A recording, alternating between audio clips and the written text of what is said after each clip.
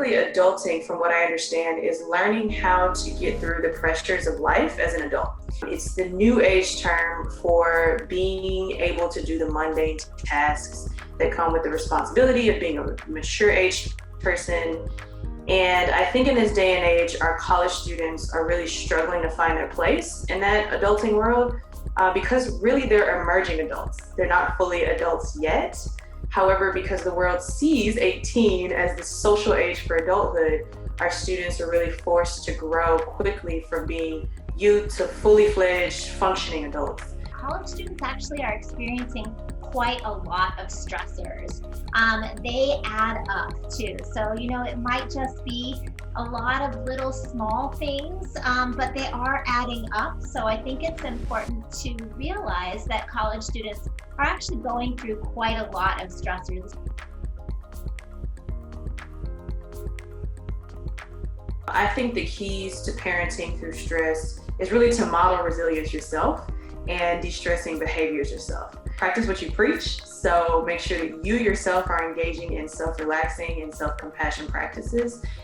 Your family and your student will see that, and then in one way or another will pick up on those habits or at least become interested in those behaviors. Stress causes really unfathomable reactions in our bodies, so we can become sad, angry, withdrawn, and not even realize if this is due to chronic stress.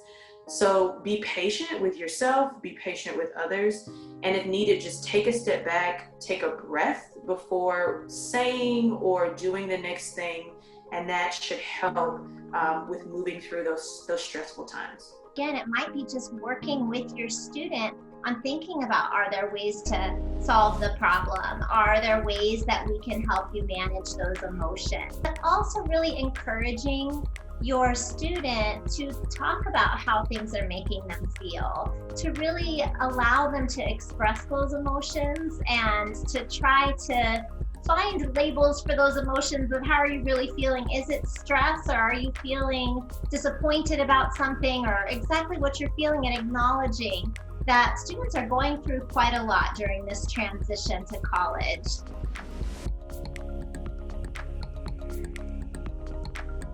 Consider what it was like for you when you were an emerging adult, right? It felt like you were in this in-between place where you have this information and you have all these experiences, but no one will listen to you because you don't have the age of wisdom. So in this case, as the adult that's supposed to be the functioning adult, try to listen more. See if you can use that interviewing technique of talking only 35% in the conversation and allowing your student to take the other 65%. And from that mindful listening, see what you can learn. Let them lead, you follow, and see what you can do to work through those challenging dialogues. One of the things that we're learning through research is that it's not just about our students coping with emotions, but in fact, as parents, we have our own emotions and our own stress, and we need to pay attention to those emotions and the way that we regulate our emotions. So it turns out that, in fact, we have evidence that shows that taking care of yourself and your own emotions is just as important as taking care of your adult child.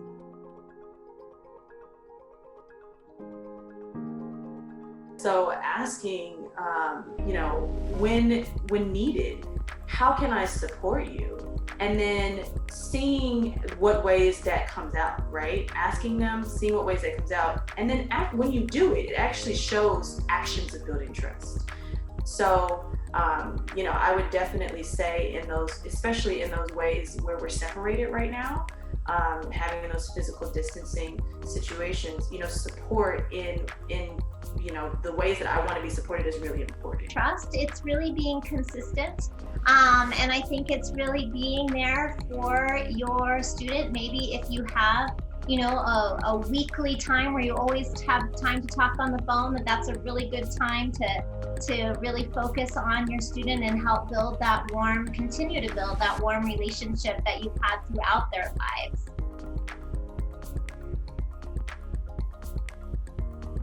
There's a lot of resources, which one of my favorite things about ASU is the fact that ASU provides so many resources. I'm actually an alum of ASU myself, and I remember being a student and having access to all of these things. One of the newest resources that we have is actually the Center for Mindfulness, right? So the Center for Mindfulness, Compassion, and Resilience has a plethora of resources on our website, and you can find this at mindfulnesscenter.asu.edu.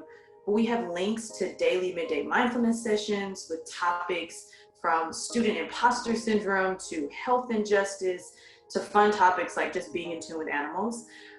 We have readings and videos that take you through how to practice mindfulness in times of stress specifically. So if you're looking for resources, definitely make sure to check those out. I have mentioned that seeking support, trying to find somebody who's going through the same thing that you are, or at least somebody that you can talk to about what you're going through, is really effective in terms of helping you cope with your own stress. So I really recommend finding folks that are going through the same thing that you're going through. It sounds like what ASU Family is doing is providing exactly that for you, so that you have the opportunity to meet people who are going through exactly what you're going through as well.